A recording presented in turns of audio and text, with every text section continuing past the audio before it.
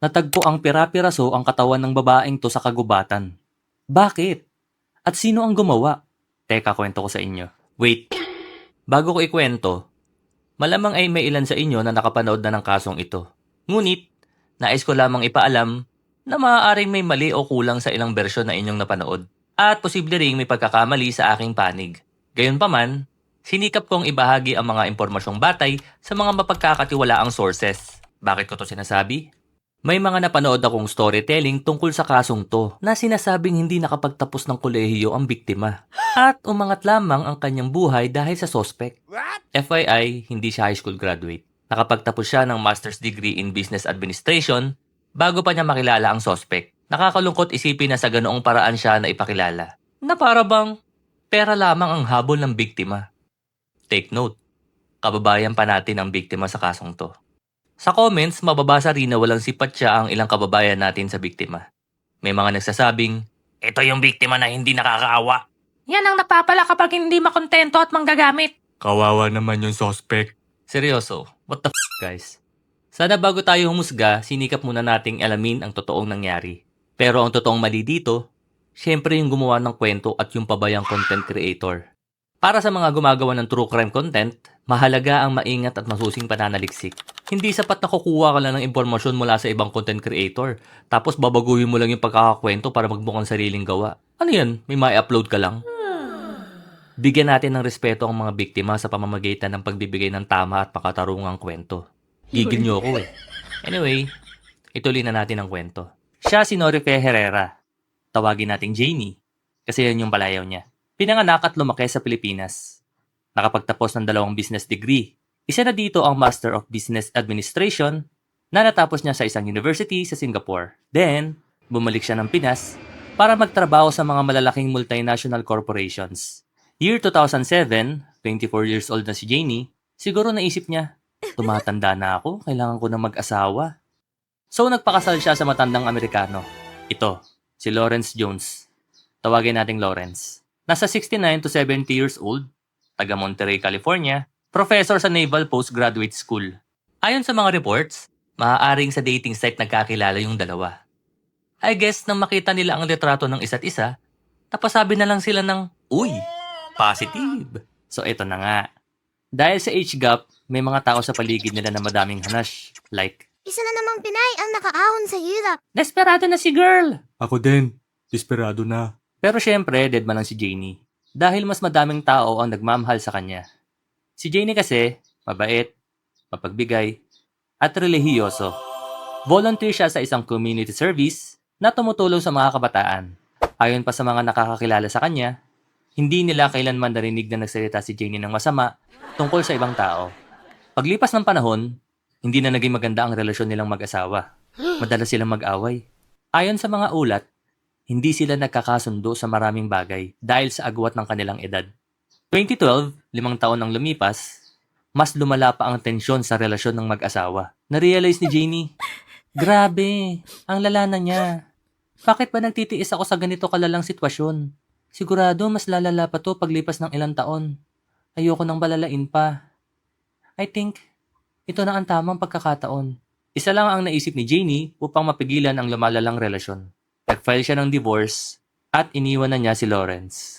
Nagsulo siya sa San Jose para magkaroon ng tahimik na buhay. Ngunit hindi niya alam, mas malala pala ang kahihinat ng dulot ng kanyang desisyon. Kasi, nabadtrip tong si Lawrence. Lalo na sa usaping divorce settlement. Siguro sa isip niya, hindi pwedeng makahutot tong babaeng to ng yaman ko. August 31, 2012, bumalik si Janie sa bahay ni Lawrence. Ayon sa mga ulat, pinag-usapan nila yung issue tungkol sa kanilang divorce. Ngunit hindi sila nagkaunawaan. Nauwi ito sa matinding pagtatalo. Siguro si Lawrence, wala kang dapat makuha sa yaman ko. Very main character ang atake mo today. Basta nag-away sila. Pakatapos, nagdilim ang paningin ni Lawrence. Dumampot siya ng matigas na bagay. Then, krak! Pinalo niya sa ulo si Janie. Unfortunately, nawalan agad siya ng malay. Then, pinabayaan lang siya ni Lawrence at iniwan na nakahandusay sa sahig. Paglipas ng 5 araw, bumalik siya sa bahay. Nagulat siya nang makitang buhay pa si Janie. Ngunit wala pa rin itong malay. Imbis na tulungan, kinuha ni Lawrence ang kanyang shotgun. Then, pak! sinalpak. sa ulo at ibabang bahagi ng katawan. Tinanggalan niya ng karapatang mabuhay si Janie. Pakatapos, kinuha niya ang kanyang lagari at palakol at pinagpira-piraso niya ang katawan ni Noripe. Inilagay niya ang mga ito sa trunk ng sasakyan. Then, nag-skirt-skirt siya papuntang San Benito County at itinapon ang mga labi sa masukal na bahagi ng Cannon Road. September 3, inireport si Janie na missing ng kanyang kaibigan dahil hindi ito sumasagot sa tawag at mga message niya. Paglipas ng ilang araw, kinontak ng mga pulis si Lawrence. Ayon kay Lawrence, magkasama umano sila mula August 30 hanggang September 4 at pakatapos nun ay hindi na ulit sila nakita. So yung mga pulis, okay. Dahil sa pahayag na ito, pansamantalang isinara ng pulisya ang kaso. Siguro naisip ni Lawrence, malabong matagpuan yun. Kung sakali mang makita, mahihirapan itong makilala dahil hiwa-hiwalay. Pakatapos nito, nagpunta pa siya sa San Diego para sa isang job recruitment interview na para pang walang nangyari. Kaso, September 7, 2012, may ilang hikers na naglakwatsa sa Cannon Road. Habang tinatahak nila ang bahagi ng kalsadang hindi gaanong nadadaanan, yung sariwang hangin biglang sumama. Siguro na-curious sila kung ano ba yun. So hinanap nila kung saan nagmumula yung kakaibang amoy. Hanggang sa makarating sila sa madilim at masukal na bahagi ng lugar. At doon nila natagpuan ang mga parte ng katawan ng tao. Agad silang pumunta sa mga otoridad upang i-report ang natuklasan. Rumisponde agad ang mga pulis. Dumagsa rin ang mga news helicopter at reporter sa lugar. Kaya agad na kumalat ang balita. Siguro napanood to ni Lawrence kaya hindi na siya sumipot sa flight pabalik sa kanyang bahay sa Monterrey. Pakatapos, bumili siya ng ticket online papuntang Brazil. Ngunit, nakatakda ang flight niya sa September 15. Share ko lang. Nagkataon kasi na merong teenager na matagal lang nawawala malapit sa lugar. Kaya agad na kumalat ang balita na posibleng sa kanya ang bangkay. Anyway, kumilos naman agad ang investigation team. September 11, sinuri ng mga investigador ang breast implant ng bangkay. Nakuha nila yung identification number. At pinacheck to ng mga investigador sa manufacturer. So, bam! Nakumpirma nila na ang bangkay ay kay Janie. Ngayon, ang dapat na lang hanapin ay ang suspect. Ang unang inimbestigahan, syempre si Lawrence. Ayon kasi sa investigasyon, nasa 2 o 3 araw nang walang buhay si Janie. Napasok sa timeline na sinasabi ni Lawrence na magkasama sila. Nalaman din ng mga otoridad na hindi sumipot si Lawrence sa flight pabalik sa Monterrey. September 12, muli na namang inireport na nawawala si Janie. Ngayon, kaibigan niyang babae ang nag-report. Ayon sa kanya, nakausap niya ang sister-in-law ni Janie at inaasahan umano ng pamilya na uuwi dapat si Janie sa Pinas noong September 10. Ngunit mula nun, hindi na siya makontak. Naichika rin umano ni sister-in-law na nakausap nito si Lawrence. At tulad ng sinabi ni Lawrence noon sa mga pulis, September 4 ang huling pagkakataong nagkita at nag-usap sila ni Janie. Ayon pa sa kanya, nag-aalala siya dahil araw-araw daw silang magkausap. Ngunit bigla na lamang itong hindi nagparamdam.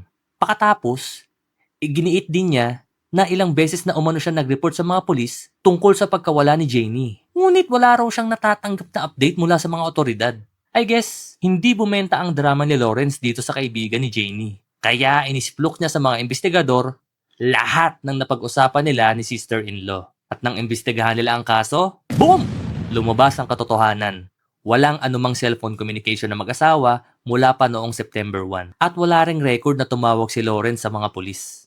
Kaya noong kahapunan ng September 13, nagtungo ang mga pulis at FBI sa bahay ng mag-asawa sa Monterrey upang magsagawa ng investigasyon.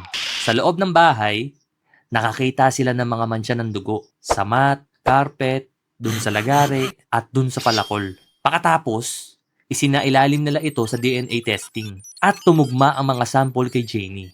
Pagsapit ng dilim, badang! Inaresto ng mga pulis si Lawrence sa isang hotel malapit sa airport ng Los Angeles. Ito ang mugshot niya. Sa korte, umamin siya sa krimen at nahatulang guilty at sinistensyahan siya ng 50 years o habang buhay na pagkakabilanggo. Kung umabot ka dito sa dulo, maraming salamat. At kung may gusto kang i-cover ko na crime story, huwag kang mahiya. I-comment mo na yan. Makikisuyo po. Papindot naman ng like at subscribe button. Malaking bagay yan para sipagin pa akong gumawa ng ganitong klaseng video. Salamat! See you sa susunod na video!